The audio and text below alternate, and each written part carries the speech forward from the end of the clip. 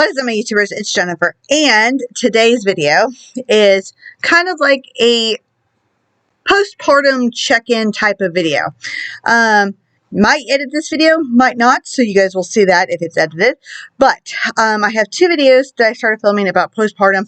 I know one of them is not really postpartum, it's more like a get ready with me video, kind of like a day in my life, because I had an interview that I had to go to, and I had to do some like other errands. But it is December 8th. It is a Thursday. The babies are a little over a week old. They were born at 4:26, 4:28, and 4:29 a.m. on Tuesday, November 29th. Amelia was first. She is our smallest. She's the one who is on my bladder. Then Isabel. She was the one that was on my left side and transversed. She's also the biggest one. And then Trenton is our boy. He was on my right side, and he was, the boy. Trenton, when he was born, I might have talked about this in my other vlog, but we're just going to go ahead and talk about it now. Trenton, when he was born, they had to work on him. Apparently, they were giving him CPR and stuff because he didn't breathe right away or cry right away, and then he started crying and everything. They were born at 31 weeks and 2 days. So they did come at 31 weeks and 2 days, and they are doing phenomenally. They had the normal preemie issues in the NICU, which is jaundice, the CPAP machines, the breathing machines, their feeding tubes, their central lines, all of that is completely normal for preemies. But as of today, I'm not going to go into full-on details of what, because I have it on, there is a website that I found that's kind of like a checkup website that I will link below. You guys can read about the update if you would so choose to, because it's just harder to make daily vlogs. I don't know why. I've been kind of taking it easy this past week, taking care of myself this past week, so I haven't been vlogging really at all, except for the couple of videos that I did do. But basically, as of today, because we try to visit them every day, but if we can't visit them every day, we at least try to call the hospital every single day and do a check-in. Right now, Trenton is off his CPAP machine. He's on his nasal cannula, so he's doing great breathing on the nasal cannula. He has increased his feedings, and I can't remember what they said he was on. I think he's on 26 milliliters right now. They want him to get up to 30 milliliters, which is full feed for their size, or gestational, not gestational, that's pregnancy. Their size of their, whatever, 30 milliliters is what they're trying to aim for full feeds for their age at the moment, is what I'm trying to say. Amelia is off of her feeding tube, so that's great, and Isabel is up to 32 milliliters. So that's the update so far. They are all doing great. They're off their jaundice lights, aka a Billy light, and I keep forgetting to call it a Billy light. So they're making great strides.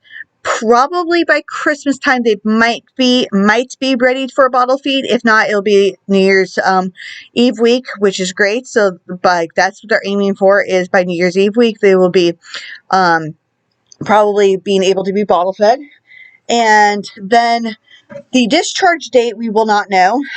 Their original due date, like I've said in several of my vlogs, was January 29th. So usually what happens with preemies is they aim for the original due date to be discharged. Now, if they get discharged early, great, but they try to aim for that as the final day. If they need more work, they will, but as of right now, the doctors and the nurses say that they are doing phenomenally. So January 29th is pretty much the end date. I'm pretty confident that at least one of them will be home before that due date. So, yes. All right, now here's something that most females will understand, whether you're a first-time mom or a 20th time mom. Losing weight. So your body takes 9 months to grow. Well, at least 9 months. Well, I was going to say at least 9 months. Your body goes through a lot of changes in pregnancy, a lot of different changes in pregnancy. And first-time moms will probably not fully understand this, but after you have your babies, you look at your body so differently. You're half proud that you were able to, grow a healthy baby and like, you know, birth them. And even if you had a C-section like I had, you know, your body goes through a lot of changes. But usually,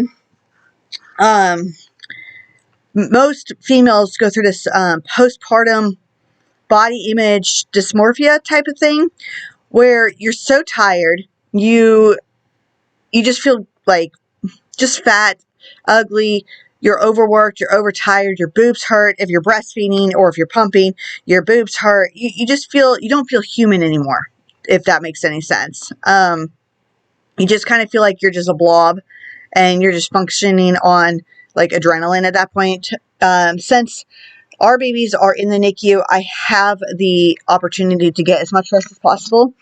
Not all mothers get that privilege of having the rest, and I try to rest as much as possible. It is hard because I miss them like crazy and I want to see them all the time, but I do try to get as much rest as possible. There are products like food and drink products that will help increase the breast milk if you are going to breastfeed or if you are going to pump. Like I just bought this hot tea. It's called Mother's Milk. It has, I can show you guys later on, but I know oatmeal is one of them as well. Anything that's like high in fiber is really good to help produce more breast milk. And now that the triplets are at the point, sorry, I'm playing my game too, if you guys see me looking at it. But now that the babies are increasing their milk, I have to figure out how to pump more. Right now, I am pumping every 3 hours. I was going to decrease to every 4 hours, but the lactation consultant said continue on 3 hours. So that's what I'm doing. But no, going back to the body before I go into the breast milk thing, because I'm getting distracted. I don't know what's worse to you guys, pregnancy brain, ADHD brain, or postpartum brain, because it's like all of it is, yeah. With me, with my baby weight, I know I talked about this a little bit. So I was trying to lose weight before we found out we were pregnant. I was 175, 176. I'm 5'3", so that was considered a little overweight. That's why I was trying to lose the weight beforehand.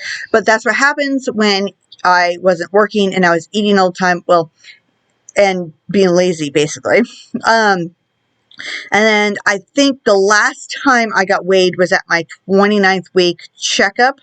And I think I was 187.6. I'm not really sure on that weight, but I'm pretty sure it's like 190, maybe a little bit over by the time the babies are born. I am back down. When I went to WIC, they weighed me because they have to weigh you. I was 173. So not only did I lose baby weight, but I lost a little bit of weight from before I was pregnant. So that's encouraging. And when I'm talking about this, because this is very important, when you are a new mom, whether first-time mom or not, don't worry so much about the weight. And I'm telling you guys this because I am one that will massively worry constantly about my weight and losing my my baby body, like the thighs, the arms, the hips, like all of that, and the belly, and trying to tone back up. And it's like, it's only a week out. It's really hard to not want to work out like ASAP. I had a C-section, so I can't do certain things. Like I'm not allowed to lift over 10 pounds. I'm not allowed to sweep or mop, which honestly, I have been sweeping. I have pets, you guys. And when Jim's at work, it's kind of like I'm bored. I'm not doing what I used to do, which is deep clean. I am taking it easy, but I do sweep sometimes. But there's a lot of things that you're not supposed to do after C-section, and that's what's really, really hard. And that's when it gets discouraging, because when you can't do those things and you have to wait at least until your 6-week checkup to get the okay from your doctor, it can be discouraging. It can be really discouraging because you're like, well, then how am I going to lose baby weight? Trust me, it will come. It will come. It will come. It's not like I'm trying to get like super skinny. No. I'm just trying to get back down to where I could actually wear some of my clothes that I was growing out of before I started like gaining weight, if that makes sense. And like, okay, for me personally, I want to get down to 135, which is perfect for my height. It's, I'm 5'3", so 135 is perfect. Ideally, that's just me personally. There's no shame in people like staying bigger. There's no shame in it. But that's just me personally. I'm just being real with you guys. And I know I'm not going to lose it overnight. I'm not going to starve myself. I'm not going to do all these like weird fancy diets or anything. And I know once the triplets come home, it will be a lot easier because as long as I remember to eat, which as tired as I will be with the triplets coming home, I have to remember that I'm feeding 3 babies with breast milk. So I have to continue to eat and drink. And that's what I was going back with the breast milk. There are foods and drinks to help increase it. And the biggest thing that everybody will tell you is to make sure to eat and drink because it is so easy to be tired and just skip a meal. It is so easy to sit there and skip a pumping session, especially in the middle of the night. When you wake up, without the triplets being home, it is so easy for me to just say screw it and skip one of my pumping sessions in the middle of the night because I'm tired and I'd rather sleep. But my boobs will let me know when I need to pump because they start to tingle. And when you feel that tingling sensation, that is called a letdown. And that means basically you have like 5 seconds to pump or your boobs are going to start getting painful and they're going to end up with mastitis. That's not always the case, but it can happen. A lot of females get mastitis. I'm not going to go into the medical details on it. You guys can Google mastitis yourself. Luckily, in all of my pregnancies or all of my kids I've had, I've never actually gotten mastitis. I was very, very lucky with that. With my son, who's my oldest, I almost got it. But luckily, I figured out how to massage my boobs just so to where I didn't get mastitis. And I'm not going to go into full-on details about breastfeeding or lactation and stuff. If you guys want me to, I can in a different video. But my mental status as of right now is all over the place. As to be expected, when you're a new mom, your hormones are like, it's kind of worse than pregnancy. Like, you could be crying at the stupidest things that don't even matter. Like, you thought if you were a crier during your pregnancy and you never were a crier at all, yeah, when you're a new mom, get ready because you'll cry at the stupidest things. And it's just your hormones and the lack of sleep and everything else. But no, so far I'm okay. And I say I'm okay. It was really, really hard to do that interview. And bringing up Cora and the details of it, because I know the details from like hearing it from my mom and my sister and other people, but it's like hearing it again. It's really hard to remember what I remember. And when they were asking certain questions, it's like, I don't really remember, the details on her thing, and especially now seeing the newborns, my stillborn in 2015 was exactly 32 weeks. And this week, the babies are 32 weeks.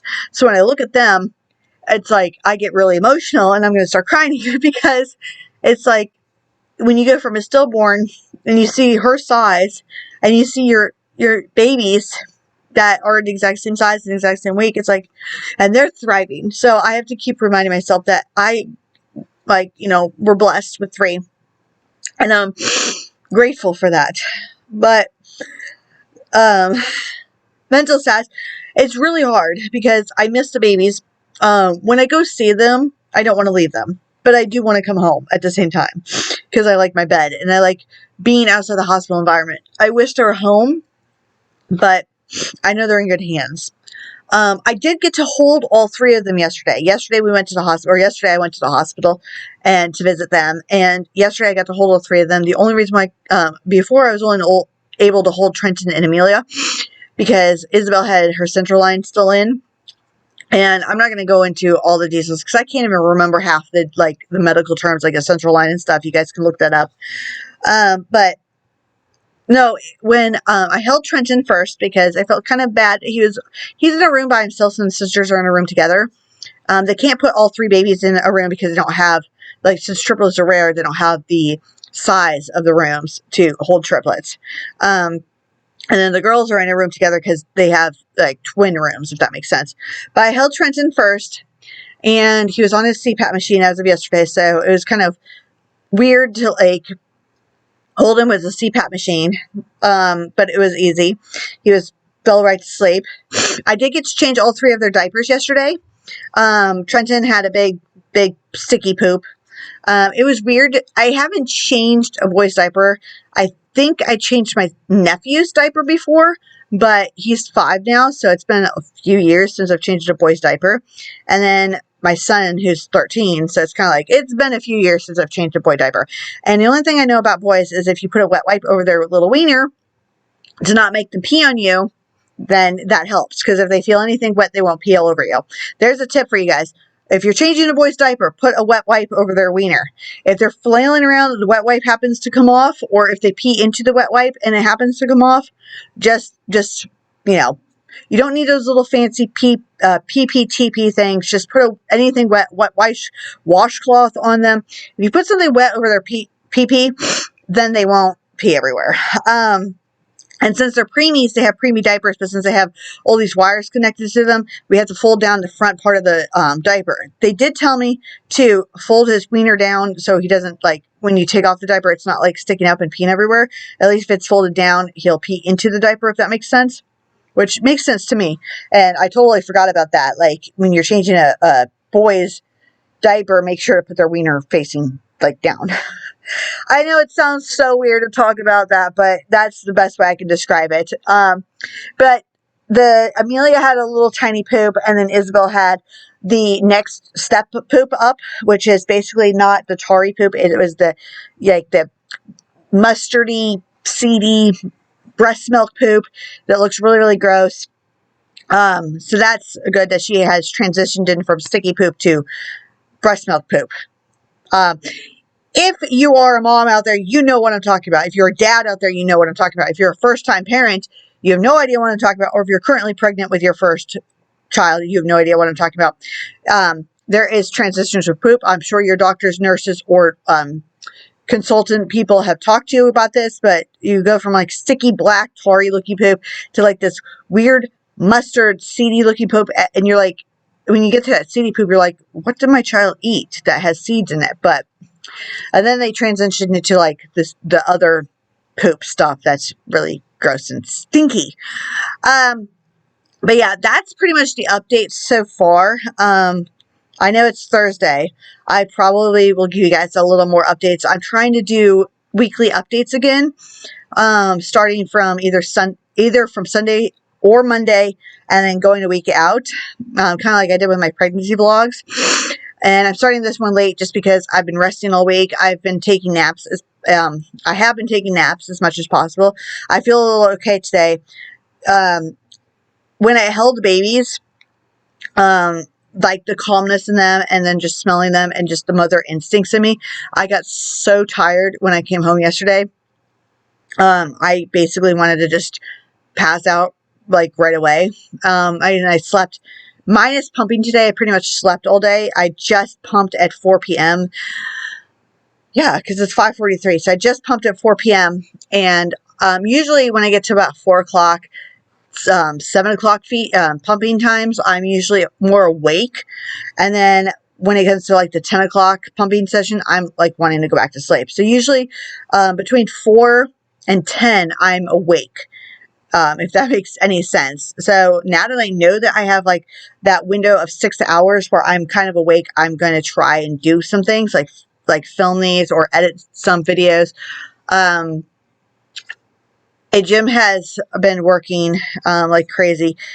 On one hand, he hates going to work because he misses babies. He hasn't held the babies yet just because he had to go back to work. We have bills to pay. I really wish that dads could have a maternity leave off and get paid for it. But I mean, some states I think have maternity leave for dads. I don't know. I know in some countries dads have maternity leave. I think Canada. Correct me if I'm wrong. If anybody lives in Canada and you guys are a dad, explain to me if you guys have maternity leave for dads. I know there's other countries that do. I'm just not really, really familiar with it. I know Canada has a good maternity leave for mothers, but I don't remember about the dads. But dads need more credit, you guys. Dads really do need more credit. And it makes me cry in such happiness to see Jim as a dad, because I know he's a dad before, but like to see him with the babies, it's like I just want to cry and hug him so badly, because it's like just to see his look on his face, you know, it's like, it makes me so happy. Here's a funny thing really fast, before I let you guys go. Actually, no, I'll leave that for next time. I was going to talk about intimacy with your partner after you have a baby. But on the note, until next time, bye. What is up? Okay, so it is December 13th. It is a Tuesday. It is the end of Tuesday night. It's like 10:34 p.m. And I haven't vlogged for a little while just because I've been trying to catch up on sleep between pumping so much breast milk. My supply is up and down as usual. I am pumping a lot for the babies now in the hospital, and that's awesome. I know once they start coming home and they actually feed from the boob, I may not produce as much, but that's okay because they will be formula fed if need be. I have no problem with that. I probably said that before. My freezer is running out of space because I have lots of breast milk in the freezer so far. I just took a bunch to the hospital today, and the babies are doing great. They all went, they are now on 3 flow of nasal cannulas, and I think Isabel might be on 2 flow. I think they're all on 3 flow right now, which is great. I can't really explain the nasal cannula and the flows, but basically Isabel has, all of them have gained weight, and hopefully by this weekend at least Isabel will be off her nasal cannula. That's what we're going for, and then by Christmas they'll all be bottle fed. Hopefully that's the goals that we're doing. We had the health department come to our house and drop us some baby gifts, like some onesies, some nail clippers, some thermometers, and all this other stuff. We're trying to get out to the babies as much as possible to see them. They're all doing great. We got to hold them. And, yeah, that's the update for today. I'm not really sure what else to say. Mentally, I'm doing pretty good so far still. My appetite it's okay. It's not as great as it was in pregnancy because I'm not really feeding for 4, eating for 4. I am staying as hydrated as I possibly can to keep up the breast milk. But my appetite's not like the pregnancy appetite. It's back to like my normal, like, oh, I forget to eat. Breakfast is probably the one meal I eat the most of because I'm obsessed with cereal now, and I end up making cereal. I put an oatmeal packet in with my cereal, which is, I know sounds weird because then it's like cold oatmeal, but it ends up being really thick cereal, and then it ends up filling me up more. And oatmeal is great for a breast milk supply. So I have been doing that, and my skin luckily is still looking great. I have not been putting breast milk on my skin, but if I do break out in acne, I mean, this isn't completely healed. I actually haven't really put on breast milk on it that much, but I'm still not thinning hair. This part is starting to get that baby, what's it called, new mommy thinning again, but that's okay. But yeah, I guess that's the update so far. I'm pretty sure I'll update later on, but that's why I haven't been vlogging, so I've been trying to catch up on sleep. It's hard to pump every 3 hours, but yeah.